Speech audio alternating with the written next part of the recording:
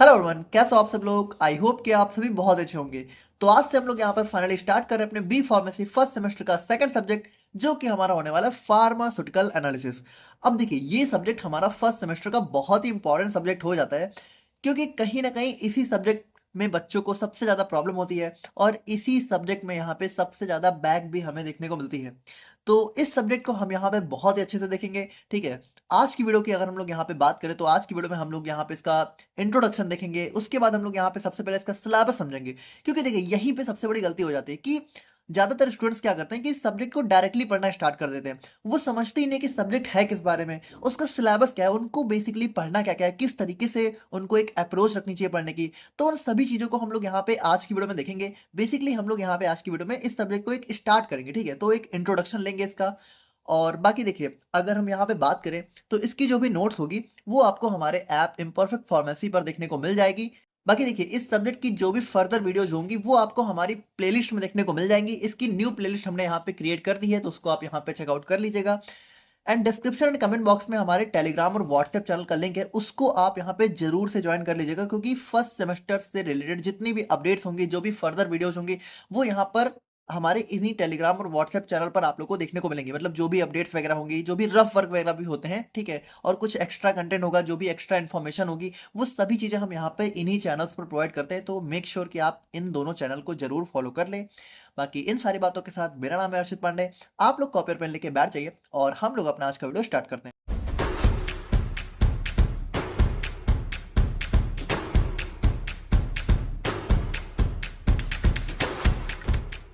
तो बात करें हम लोग यहाँ पे अपने फार्मास्यूटिकल एनालिसिस के बारे में, तो अगर हम लोग यहाँ पे सब्जेक्ट को वर्ड से ही देखें तो ये हमारा दो वर्ड से मिलकर बना हुआ है। पहला हमारा यहाँ पे फार्मास्यूटिकल, दूसरा हमारा आता है एनालिसिस। अब फार्मास्यूटिकल का मतलब क्या हो गया? फार्मास्यूटिकल मतलब कुछ भी जो कि हमारा फार्मेसी से रिलेटेड हो। अब फार्मेसी का मतलब क्या हो गया? फार्मेसी का मतलब हमारी यहाँ पे दवाओं से हो गया, जैसे कि हमारी मेडिसिन हो गई, ड्रग्स हो गई। अब देखिए, मेडिसिन और ड्रग यहाँ पे थोड़ी डिफरेंट चीजें हैं। अगर आपने फार्मास्यूटिक्स पढ़ी है तो आपको ऑलरेडी पता होगा, नहीं भी पढ़ी तो हम लोग यहाँ पे इसको भी थोड़ा सा समझ लेंगे। बाकी आप इतना समझो, फार्मास्यूटिकल का मतलब दवाओं से रिलेटेड कुछ भी, तो वो हमारा फार्मास्यूटिकल हो गया। अब दूसरा वर्ड हमारा क्या है? एनालिसिस। एनालिसिस का मतलब क्या होता है? किसी चीज को एनालाइज करना। एनालाइज करने का मतलब क्या हुआ? किसी चीज की टेस्टिंग करना, उसको एग्जामिन करना, यानी सिंपली हम लोग कह सकते हैं किसी चीज की जांच परख करना। तो हम लोग यहाँ पे कह सकते हैं कि जो फार्मास्यूटिकल एनालिसिस है, अगर हम लोग इन दोनों को कंबाइन करें तो इसका मतलब क्या होगा? जो हमारी दवाएं हैं, तो दवाओं की जब हम लोग यहाँ पे जांच परख करते हैं, उनकी टेस्टिंग करते हैं, उनका एग्जामिनेशन करते हैं, तो वही हो जाता है हमारा फार्मास्यूटिकल एनालिसिस। यानी फार्मास्यूटिकल एनालिसिस में बेसिकली हम लोग यही सारी चीजें देखेंगे कि किस तरीके से जो हमारी दवा बनती है उसकी जांच परख हम लोग यहां पे कैसे करते हैं। वो सारी चीजें हमारी फार्मास्यूटिकल एनालिसिस के अंदर आ जाती हैं। जैसे आप बहुत सिंपली के एग्जांपल से समझो। जैसे मान लो आप यहाँ पे जो है किचन में हो, ठीक है, और आप मान लीजिए खाना बना रहे हो। अब जैसे मान लो खाना अगर अपने लिए बना रहे हो, तो अपने लिए क्या होता है कि इतना इंसान नहीं सोचता है, अगर थोड़ा खराब भी बन गया तो वो उतना नहीं देखेगा।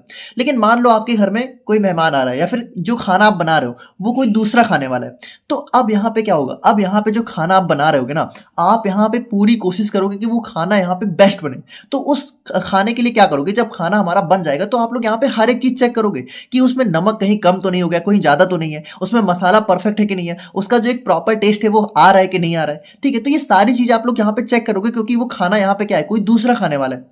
तो उसी तरीके से जब यहाँ पे फार्मास्यूटिकल इंडस्ट्री में दवाएं बनती हैं, तो वो दवाएं क्या है? वो दवाएं तो हमारी यहाँ पे पूरा पेशेंट यूज करने वाला है। तो भाई वो जो दवा है, जो पेशेंट यहाँ पे यूज करने वाला है, तो कहीं उस दवा में अगर थोड़ी सी भी प्रॉब्लम हुई, भाई दवा का काम क्या होता है? दवा का काम होता है पेशेंट को ठीक करना, ठीक है, डिजीज बीमारी को ठीक करना। लेकिन अगर ये जो दवा है, अगर इसी में कुछ प्रॉब्लम हो गई, इसमें कुछ इंप्योरिटी हो गई, या फिर इस दवा में कोई मिलावट हो गई, तो क्या होगा? बहुत मेजर नुकसान देखने को मिलेगा।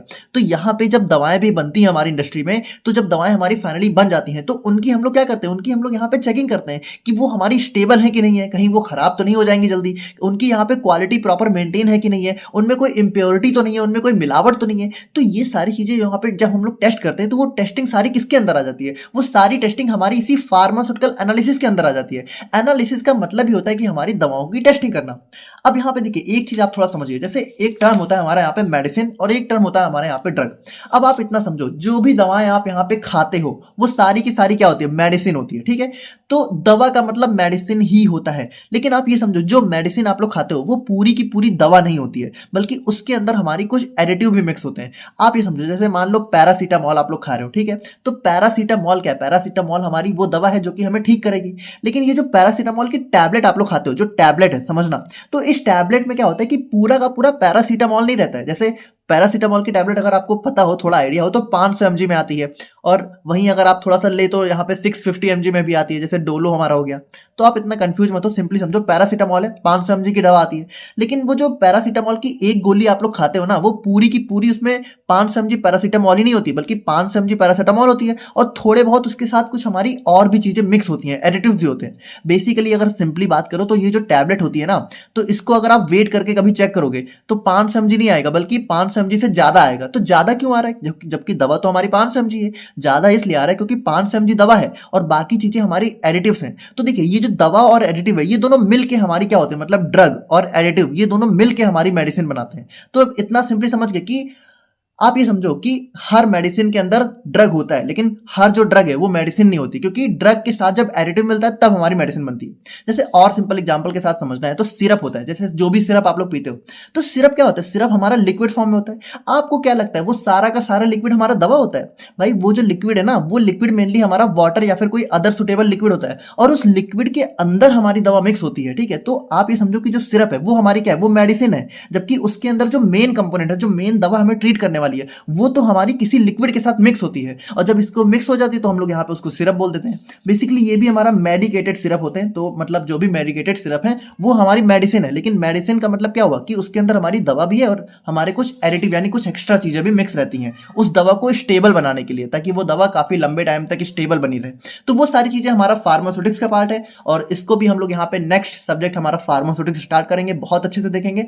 बाकी आई होप कि आप लोग यहाँ पे एक बेसिक इंट्रोडक्शन समझ गए होंगे। फार्मास्यूटिकल एनालिसिस का मतलब है कि जो भी हमारी दवाएं हैं उनकी जो भी हम लोग यहाँ पे टेस्टिंग करते हैं, मतलब देखिए pharmaceutical analysis is the process to check whether the medicine और drug is safe, pure and of right quality और नॉट। यानी कि जो भी दवाएं हमारी बन रही हैं वो सेफ है कि नहीं है, वो प्योर है कि नहीं है, कहीं उसमें कोई इंप्योरिटी तो नहीं मिक्स है, कहीं उसमें कोई मिलावट तो नहीं है, और वो सही क्वालिटी की है कि नहीं, उनकी क्वालिटी बरकरार है कि नहीं है। तो ये सारी चीजें हम लोग यहाँ पे फार्मास्यूटिकल एनालिसिस के अंदर देखते हैं। आई होप कि आप लोग को यहाँ पे एक बेसिक इंट्रोडक्शन मिल गया होगा, एक क्लैरिटी मिल गई होगी।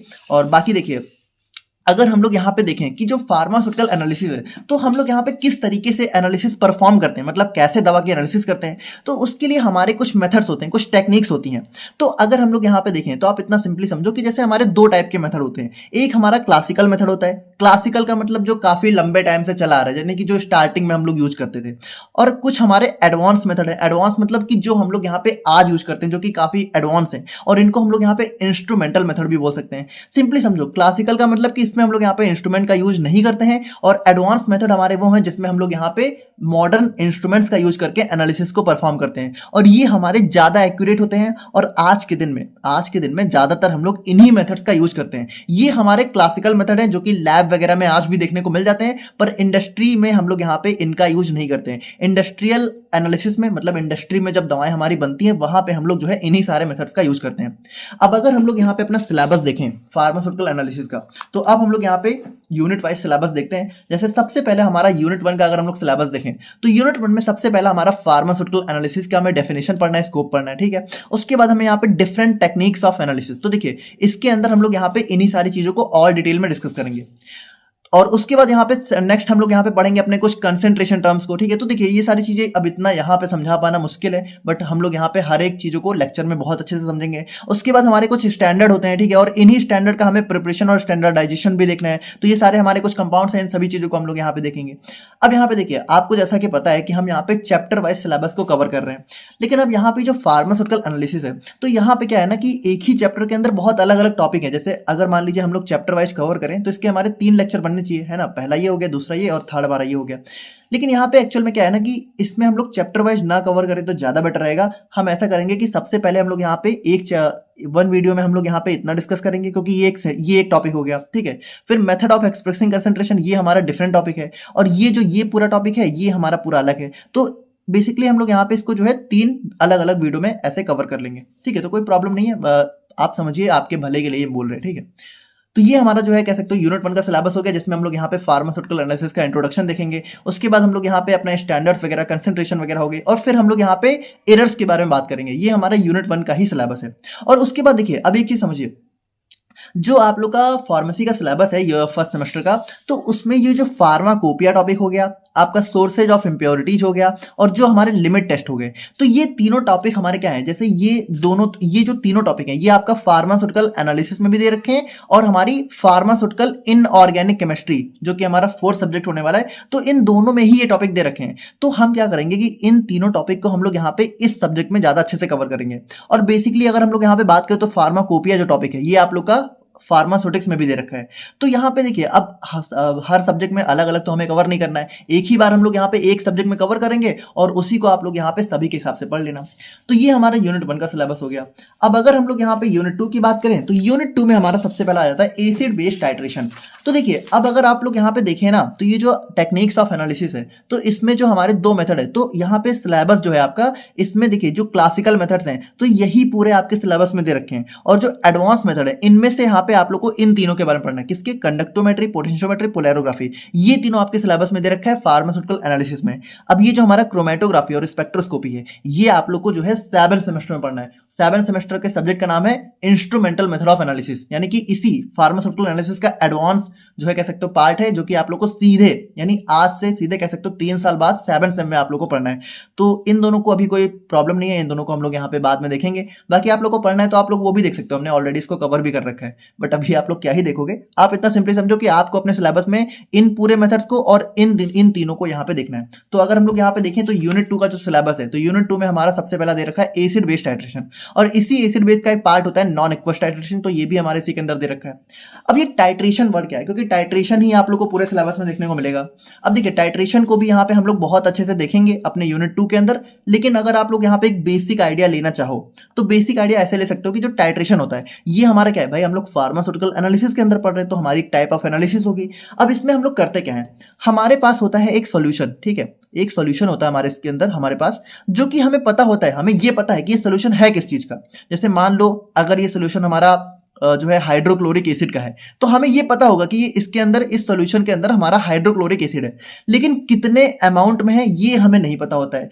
तो यहाँ पे जब हमारे पास कोई अननोन सॉल्यूशन होता है, अननोन हम लोग किस टर्म में बोल रहे हैं, अननोन ऐसे बोल रहे हैं कि सॉल्यूशन तो हमें पता है किस चीज का है, लेकिन उसका अमाउंट हमें नहीं पता, यानी अमाउंट अननोन है। तो जब हमारे पास कोई ऐसा सॉल्यूशन होता है जिसका अमाउंट हमें नहीं पता होता है, तो उस चीज को हम लोग बोलते हैं एनालाइट। और इसी की जब हम लोग यहाँ पे एनालिसिस करते हैं, यानी हम लोग यहाँ पे टाइट्रेशन में क्या करते हैं, टाइट्रेशन में हम लोग यहाँ पे ये पता लगाते हैं कि जो भी अननोन सॉल्यूशन है, बेसिकली यहाँ पे जिसका अमाउंट हमें नहीं पता, उसका अमाउंट हम लोग पता लगाते हैं। जैसे मान लो आप लोग के पास जो है एक HCl का सॉल्यूशन है, और आपको ये नहीं पता कि HCl है कितने अमाउंट में, तो इस अमाउंट को पता लगाने का जो तरीका होता है वो हमारा होता है टाइट्रेशन। अब टाइट्रेशन में बेसिकली हमारे 2 कंपोनेंट होते हैं, पहला होता है एनालाइट, दूसरा होता है टाइट्रेंट। एनालाइट हमारा वो सब्सटेंस होता है जिसकी हमें एनालिसिस करनी है, यानी इसी का अमाउंट हमें पता लगाना होता है, क्योंकि इसका अमाउंट हमें नहीं पता होता है। और टाइट्रेंट क्या होता है, ये हमारा नॉन सॉल्यूशन होता है, यानी इसका अमाउंट हमें पता होता है, और इसी की हेल्प से हम लोग यहाँ पे इसकी एनालिसिस करते हैं, यानी इसका अमाउंट पता लगाते हैं। अब अगर आप लोग को समझ में आया थोड़ा बहुत तो ठीक है, नहीं आया तो परेशान मत होइए, यहाँ पे हमने बस एक इंट्रोडक्शन देखा है ताकि आप सिलेबस थोड़ा समझो, बाकी तो हम लोग यहाँ पे इसको बहुत डिटेल में देखेंगे ही। तो अगर हम लोग देखिए यहाँ पे यूनिट 2 को हमने देखा, अब अगर यूनिट 3 के सिलेबस की बात करें तो यूनिट 3 में भी देखिए अब हमारा जो रेस्ट जो बचे हुए टाइट्रेशन है, जैसे यहाँ पे हमारा प्रेसिपिटेशन टाइट्रेशन आ गया, कॉम्प्लेक्सोमेट्रिक टाइट्रेशन आ गया, ग्रेविमेट्री आ गया। तो अगर तीनों को थोड़ा बहुत देखें तो देखिए प्रेसिपिटेशन में क्या होगा कि हम लोग यहाँ पे जो है कह सकते हो जब टाइट्रेशन करेंगे तो हमारा प्रेसिपिटेट फॉर्म होगा। प्रेसिपिटेट मतलब एक सॉलिड मास होता है, अगर आप लोग को पता हो, लेकिन नहीं पता है तो कोई बात नहीं, अभी आप लोग इतना समझो कि हम बस एक इंट्रोडक्शन देख रहे हैं, बाकी इन सभी चीजों को हम लोग यहाँ पे जब पढ़ेंगे तो बहुत अच्छे से देखेंगे।